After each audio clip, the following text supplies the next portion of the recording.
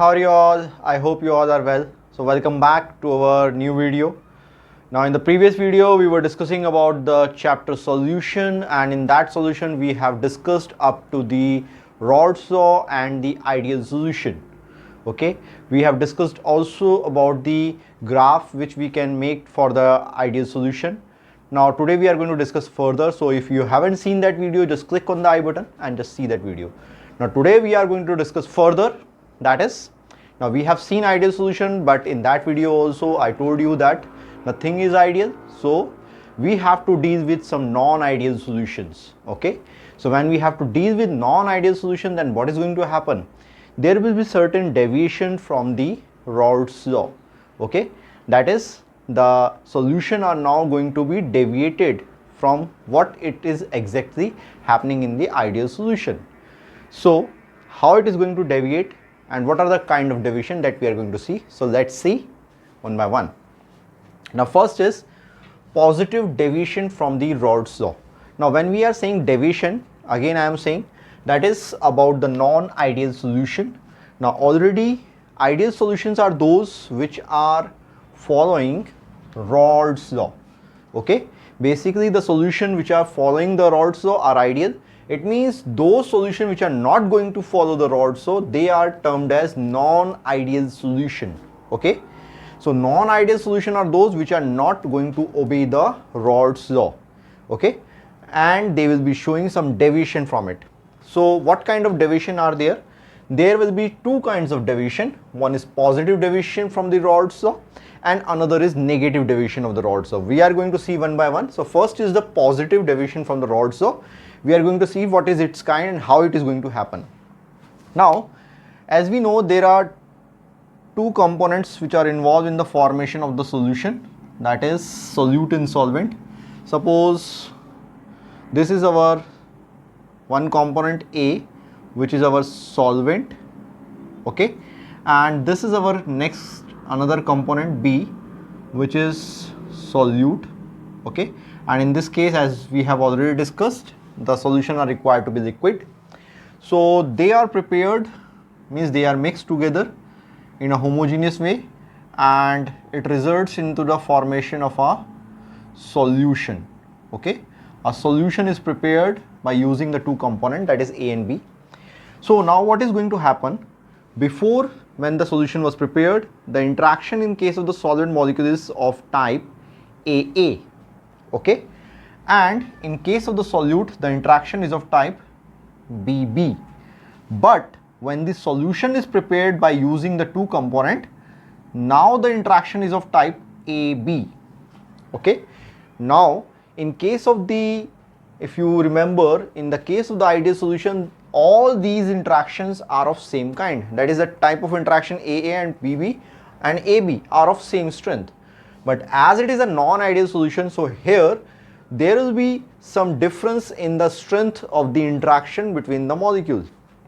Now as we are discussing the positive deviation from the Rod's law, so in this case what is going to happen? The AB interaction, okay, that is the interaction between the AB, that is a case of solution, is always going to be weak. Okay, and from what it is going to be weak? It is going to weaker from BB or AA interaction.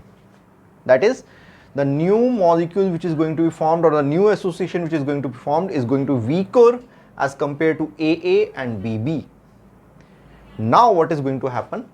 If this type of interaction which is going to be formed is going to be weaker in nature, now what is going to happen?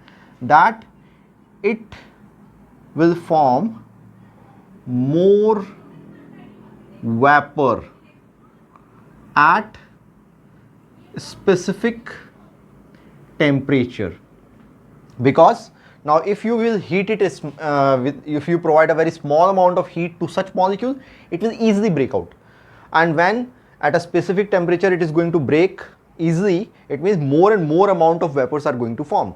If more and more amount of vapor is going to form, it means the vapor pressure of the solution is going to rise.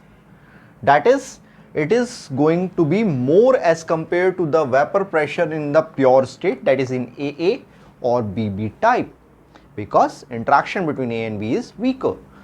So that's why we used to say that non-ideal solution in such case where the AB interaction is weaker as compared to the pure component is said to have positive deviation from the Rod's law. When I'm going to make the graph for it, you will understand it more easily. So this type of deviation is known as positive deviation from the Rod's law. Now important thing, then in such case of the positive deviation, which are the important example, like if you have any component like CCl4 or that is carbon tetrachloride or CHCl3, interaction between these two kind of the solvent is always going to show the positive deviation from the Rod's law. Okay, so that is one of the example. Then if you will be having C6H6, that is benzene, and the other one that is C2H5OH, ethyl alcohol, then again here the interaction is going to be weaker as compared to the pure component. So these are basic examples, okay, of the non-ideal solution which are showing the positive deviation from the Rod's law. Okay. Now we are going to understand this fact with the help of the graph. So let's see that. Now as we have drawn the graph in case of the Rod's law of ideal solution, same type of a graph we are going to draw it here. First we are going to draw the graph of the ideal solution and then we will show that how the deviation is going to form in case of the non-ideal case. Now as you remember, if XA will be equivalent to 1 here, at this point the XB is equivalent to 0. If XB will be equivalent to 1 here, XA will be equivalent to 0. This is the mole fraction of the component, that is solute and solvent, already we have discussed. When XA is 1, XB is 0, it means the vapor pressure is equivalent to the pure vapor pressure, that is P naught A.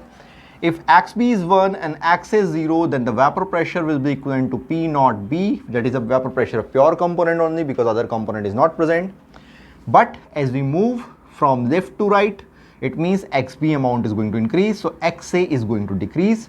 In such case, this line is going to represent the vapor pressure of the component A, that is PA equal to P naught A XA.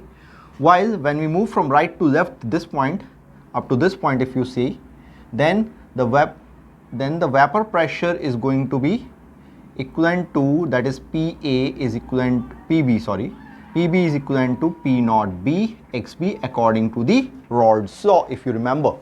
Okay, then if you join these two lines, then joining these two lines means that it is representing the total vapor pressure which is equivalent to PT equal to PA plus PB. So this was the case when the ideal solution was prepared, but this is the case of non-ideal solution. Now in this non-ideal solution, as already we have discussed, it is going to show the positive deviation. Positive deviation means the vapor pressure is going to be higher as compared to the pure component or as compared to the ideal case. So in this case, as the vapor pressure is higher as compared to the previous case, so it is going to show the positive deviation like this. Okay, that is, now it is going to be having more vapor pressure as compared to the ideal case. Same is going to happen for the other component, that is, it is going to have a vapor pressure like this. Okay, and same is the total vapor pressure, because total vapor pressure is also going to show the positive deviation, so it is going to rise now. So now our new vapor pressure will be represented as PA equivalent to P naught A XA, that is the one which is showing deviation. Okay, that is positive deviation, and the other one will be here, that is PB equivalent to P naught B XB, and the total pressure also like PT is equivalent to PA plus PB. So that is how the graph of positive deviation from the Rod's law, or you can say from the ideal solution, is going to be drawn. So that is the positive deviation from the ideal case, or you can say the non-ideal solution in a positive deviation from Rod's law will be like this. Okay, so that is how it is going to happen. Now we are going to see that what are the other factors which are going to be affected and what will be the effect on the other factors.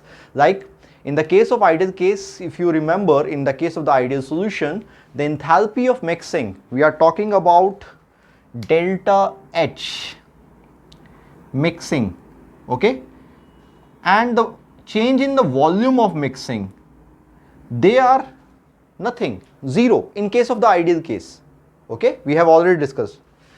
Now, but here the enthalpy of the mixing, that is going to be positive, and the volume of mixing is also going to be increase, okay. That you always have to always remember this point, that the enthalpy of mixing and change in the volume of mixing is always going to be positive, or it is going to be increase. How? Because as you know, now the bond between the A and B's, or you can say the interaction between the A and B is very weak. When the interaction between the A and B is very weak, it means the amount of energy which is required to break that is going to be very less. So in such case the energy is less, but the bond between the other component is strong. So for that, energy which is required is going to be more. So when you take the difference, the energy in case of the pure component is more, while in case of the solution is less. So when you take the difference between the two, the change in energy is always going to be coming positive, okay. So that's why the enthalpy of mixing is going to be positive. Then when it comes to the change in the volume of mixing, as you know that the interaction between the molecules is going to be weaker, so there will be more spaces between the molecules, or it is going to occupy more volume. So the change in the volume of mixing is also going to be more, that is volume is going to be more. As the interaction is weaker, so they are going to have more spaces between them. So when more spaces is going to be present between them, then the change in volume of mixing is also going to be increased. So this is the case of positive deviation from the Raoult's law or ideal behavior, okay. But if you need to understand that, again I am saying that you have to see that how the deviation we have discussed in the case of the ideal behavior, okay. So now we are going to discuss about the second deviation, that is the negative deviation from the Raoult's law. Student, now we are going to see the negative deviation from the Raoult's law, that is a case of non-ideal solution. Now here again we are going to use the same example, that is we have two components A and B. In case of the A, the interaction is of AA type, and in case of B, the interaction is of BB type. When you mix them together, a solution is going to be formed where the interaction of AB type is present, okay. Now important thing is that now exactly opposite the thing is going to happen what was happening in case of the positive deviation. So what is going to happen here, this new interaction, that is the interaction between the A and B,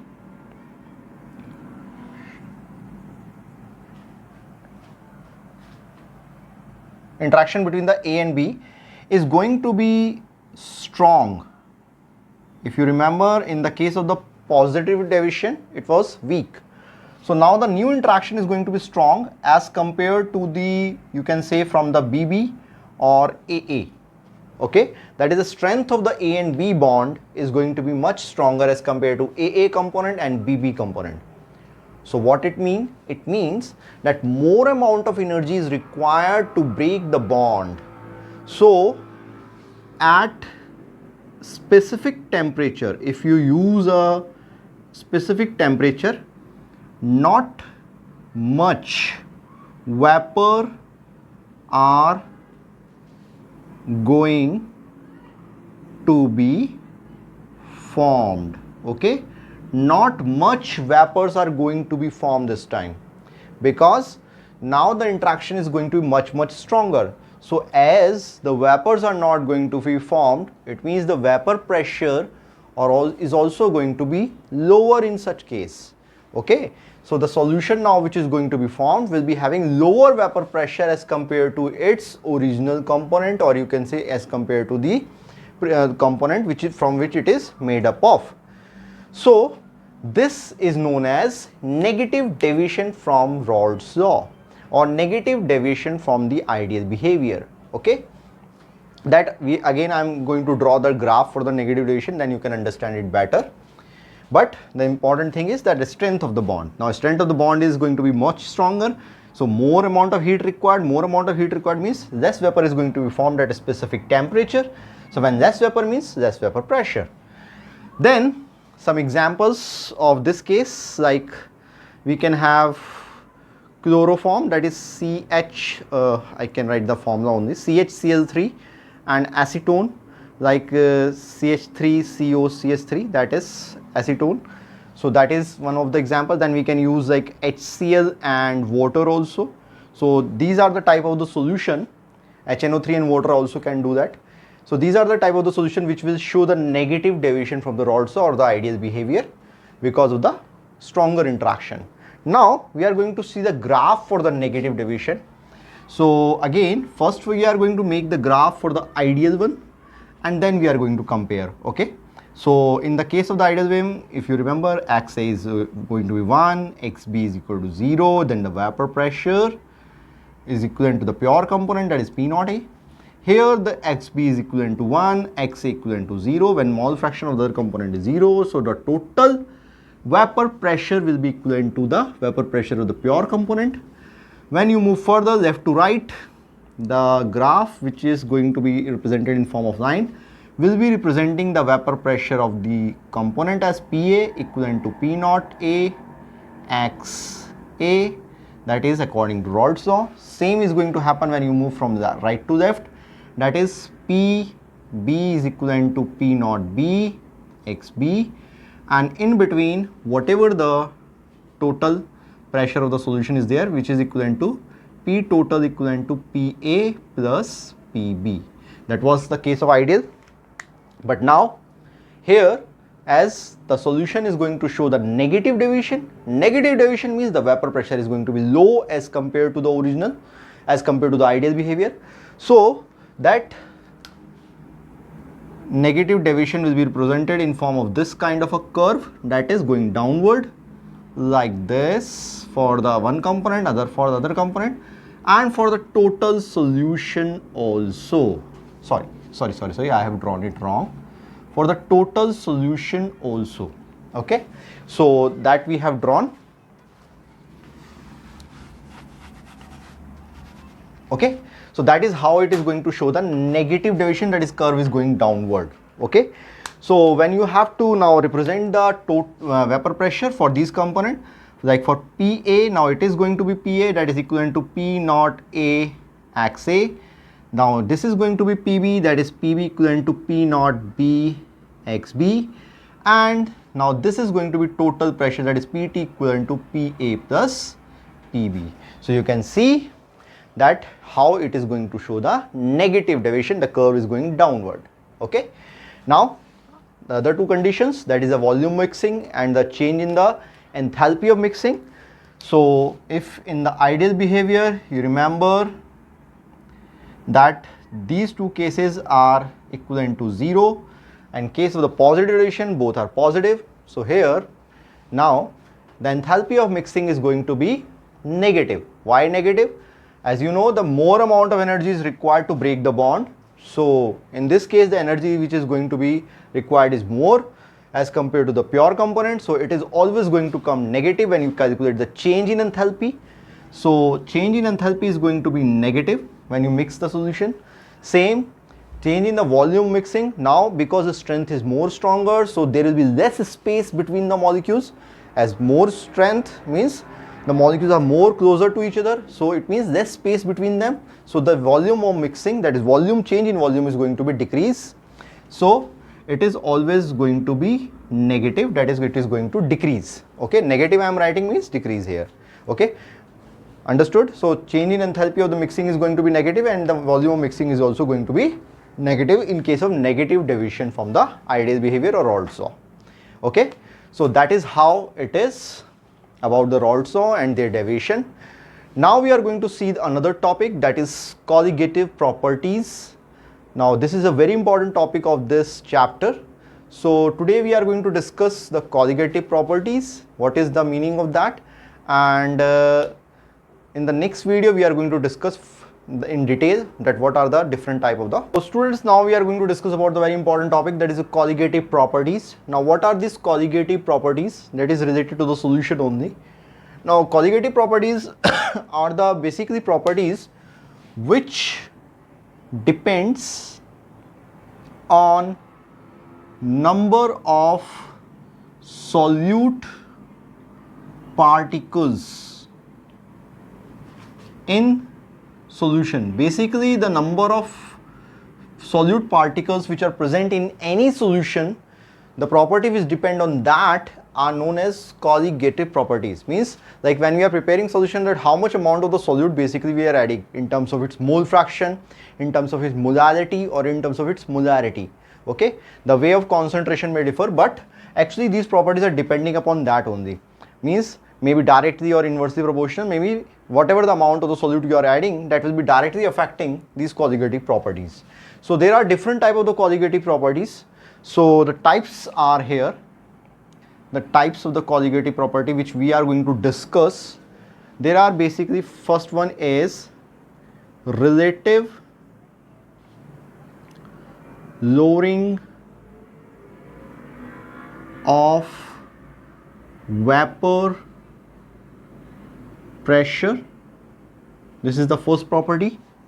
Then second is elevation in boiling point. This is the second property.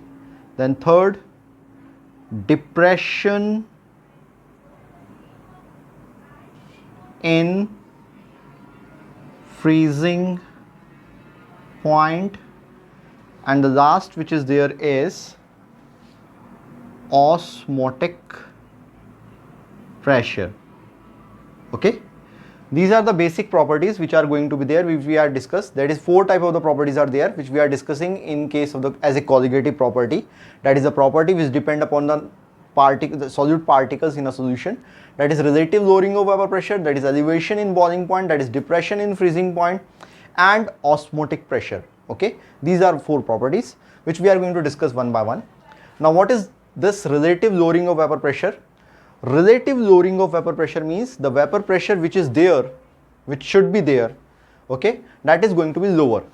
Now, important thing is that in this case, basically we are going to use non-volatile solute.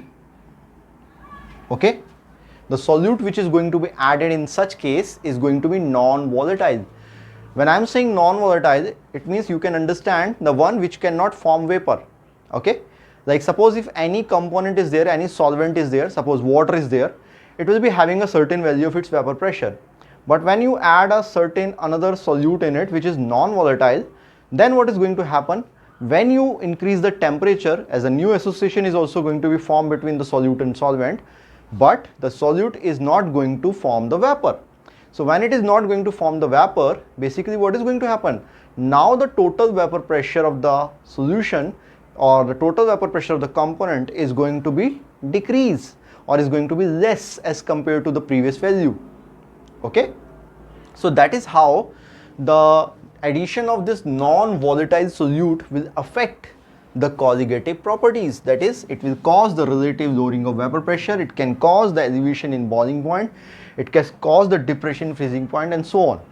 So that is how it is going to affect. That is the addition of non-volatile solute which can cause the relative lowering of vapor pressure.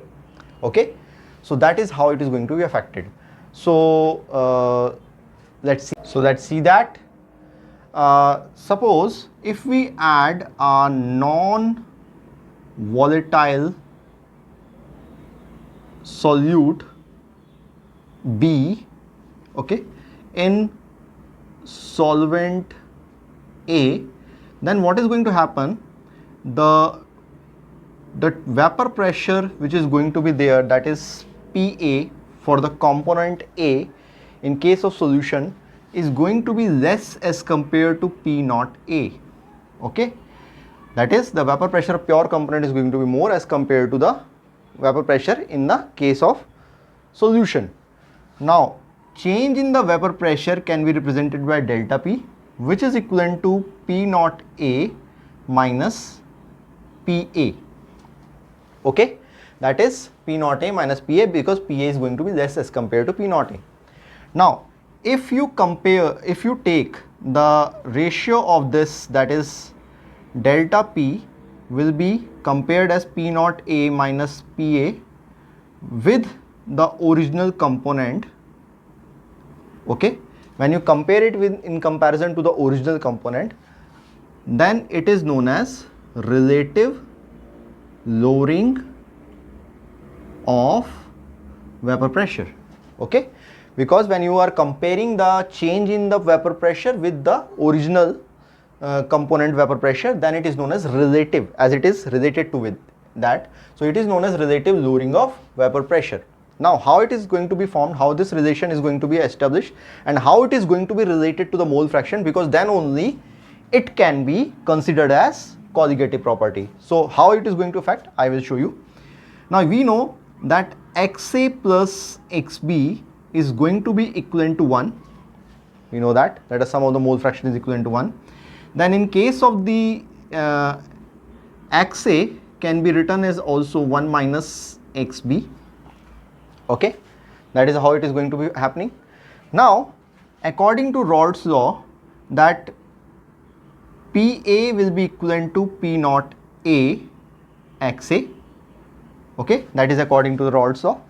Now if I will take the ratio as PA upon P naught A, I will be taking P naught A this side and XA will be on that side. We can do this.